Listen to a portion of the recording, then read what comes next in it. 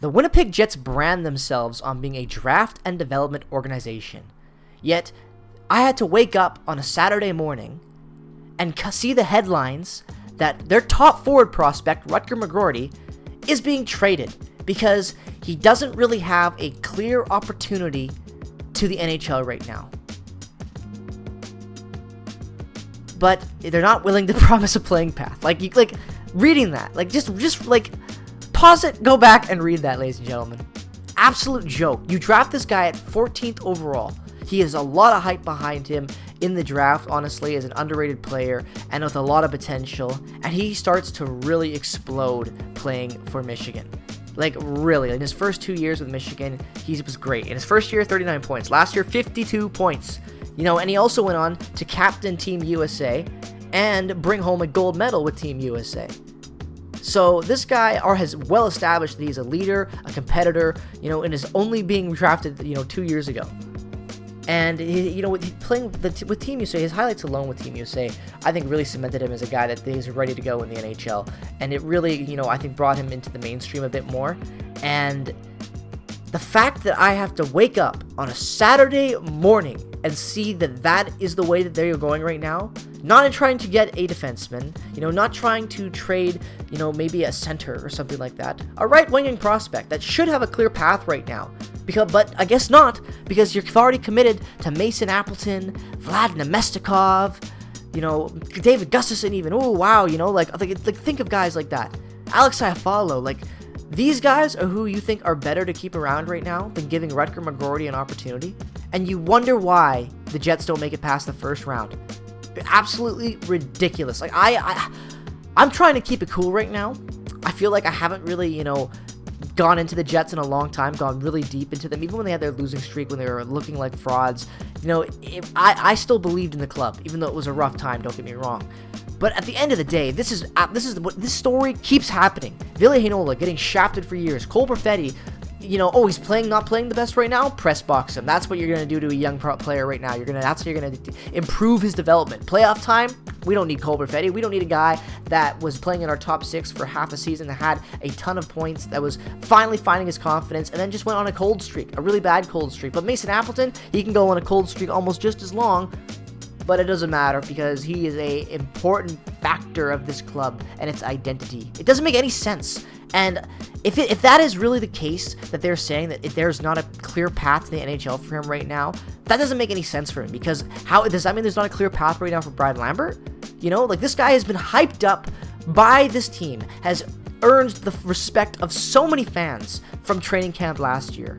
It is absolutely ridiculous that the fact that he is on the trade block right now. They have marketed this man since they drafted him as the future captain of the Winnipeg Jets. And if anyone thinks that that's being I'm overreacting to something, then go out and prove me wrong. Because if you go through Twitter, Instagram, that's all you'll see about this guy is his leadership skills. Look at these videos alone of him with fans spending 10 plus minutes on the concourse in full gear, just talking, taking photos, everything with all fans of all ages. The chemistry and the connection that he had with Barlow, with Lambert. The fact that the Jets were posting so many, clips on major networks even were getting attention of the chemistry that these guys were forming and the friendships that they were forming off the ice, that was that was something really new for the Jets. We hadn't really seen something like that with a lot of prospects ever, in my real opinion, with how they were clicking already. And a lot of that was because of McGroarty. And then he went on to do all those amazing things with Team USA and have an incredible season with Michigan. And, the Jets had a chance to sign him, I believe, near the end of the season, once the university season ended, and they didn't. And he decided to commit for one more year at university. I didn't see anything wrong with that. I kind of like when players stay and play in university, because university nowadays is almost as good, I'm going to say it's almost as better than the AHL at times and how competitive it is. And at the end of the day, that could be good for someone's development. And also, staying in school, whatever, that's what he wants to do. That's what he wants to do. I got no shame in that. And then he comes out with all this information about McGroarty, and that they're not going to give him an opportunity. And that's probably why he hasn't committed to the team yet, because they can't give him a clear commitment. Even though they're posting memes about Brad Lambert, McGroarty, and all this stuff about how they're best friends, stepbrother memes, all throughout the NHL season last year for the Jets on their Twitter, they're not going to give him a clear path right now. So what does that mean for Brad Lambert? Does Brad Lambert even get an opportunity next year? I thought that the opportunities were going to be there for the young players finally.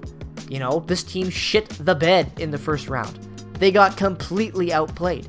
And I don't think Alex Iafallo next year is going to get any better. I don't think Mason Appleton is going to get any better. And I'm not knocking these players and saying they're not NHLers.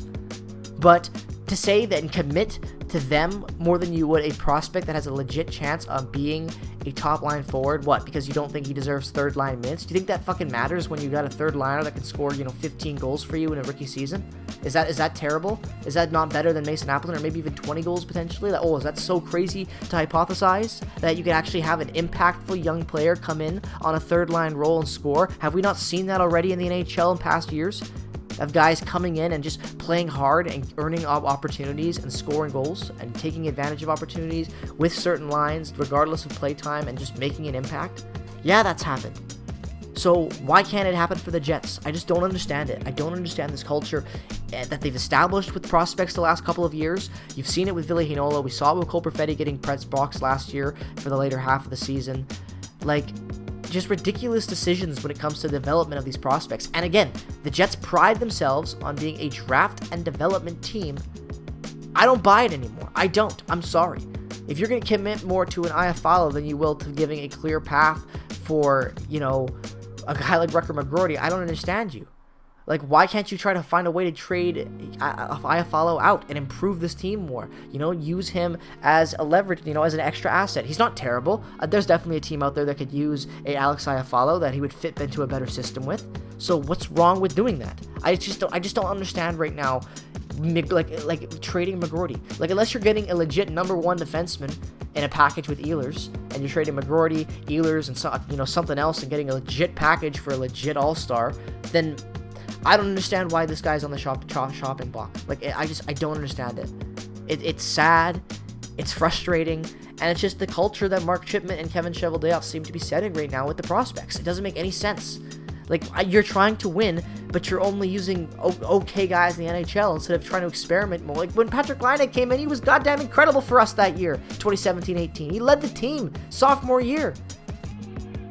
I just don't understand it. I don't understand it. Give these guys more opportunity, Chevy.